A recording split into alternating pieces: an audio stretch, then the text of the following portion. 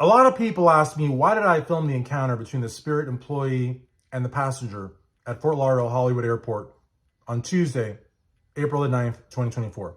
What's going on, everyone? You're watching Everything Else Channel on YouTube, everythingelsechannel.com. If at any point in time you like the video, smash that like button. Please subscribe to the channel, ring the bell for notifications so you won't miss a single video, and please leave a comment down below. Guys, the reason that I filmed it, you got to understand the context, okay? When I was getting in line for TSA, I noticed this Spirit employee come out. She didn't come into the line, but from the side of the line, she's mouthing off to a blonde passenger saying, "You have a filthy mouth, you're a horrible person, yada, yada, yada." And I thought that was really bizarre. When I saw the Spirit employee come back and come into the area where the people were in line and actually get in front of that person, I knew something was about to happen. That's when I filmed. I had no way of knowing that it was going to get over 10 million views on TikTok, covered by the New York Post, the Daily Mail, NBC, CBS, Fox News. I had no idea. I had no idea that it was going to get 2 million views on YouTube or 250,000 views on Instagram. I had no idea.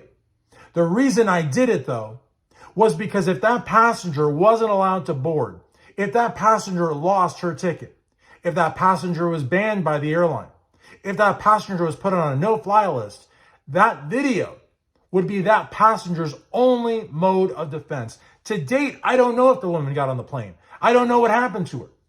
I like to think that she has seen the video.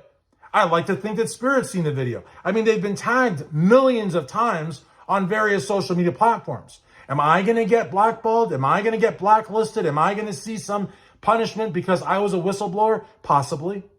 Would it be justified? No. Would it be legal? Absolutely not.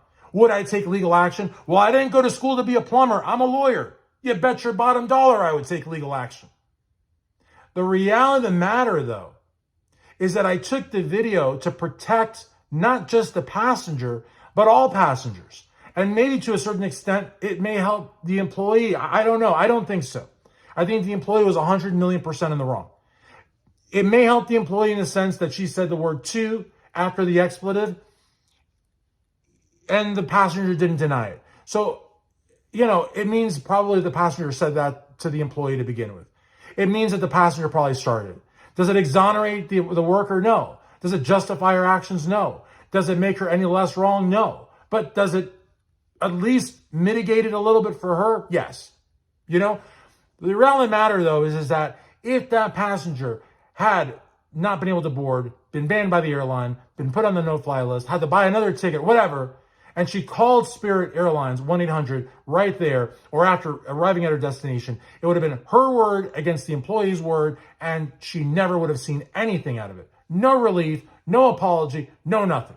But thanks to my video, however, she may actually be able to fly for free for life. She might actually be able to sue the airline because the employee didn't just threaten her, didn't just inflict emotional distress on her, but actually stopped her from walking, got in her way, and put her body on her body. I mean, it was pretty serious. Other people have said, why didn't TSA get involved? That's TSA's area. That's their jurisdiction. They should have gotten involved. I don't know that they even knew what was going on. I would imagine, though, that they would want to look at the video and maybe, send a memo or something to the airlines and say, look, once people pass that checkpoint, because you got to pass that checkpoint to get in line, they belong to TSA. And what happened couldn't happen. You can't have an airline employee come and demand the boarding pass from a passenger once they're at that point. Or maybe they can. I don't know. I would think not, but maybe they can. I don't know. But the bottom line is that without my video, it would have been that passenger's word against the airline employee. Who do you think the airline would have gone with? And also now at that point, then you can throw into the fact that it's a discount airline. It shouldn't matter that it's a discount airline, but given that he said, she said, or she said, given that it's a passenger's word versus an airline employee's word, and who's to say that that airline employee hadn't worked there for 20 years? So now you add that onto the credibility factor, and now it starts to look like the airline employee, who's been doing it for 20 years versus this passenger who has no evidence who's the airline going to believe? And then you factor in that it's a discount airline. When you factor in that it's a discount airline, the passenger loses a lot of credibility, not because they paid less for a ticket, but because they paid less for a ticket and maybe expected what they would get had they paid more for a ticket. And so there is the problem. And good luck getting any kind of footage from the airport. I mean, that's federal. She would have had to have FOIA request it, and they would have had to pinpoint the right times.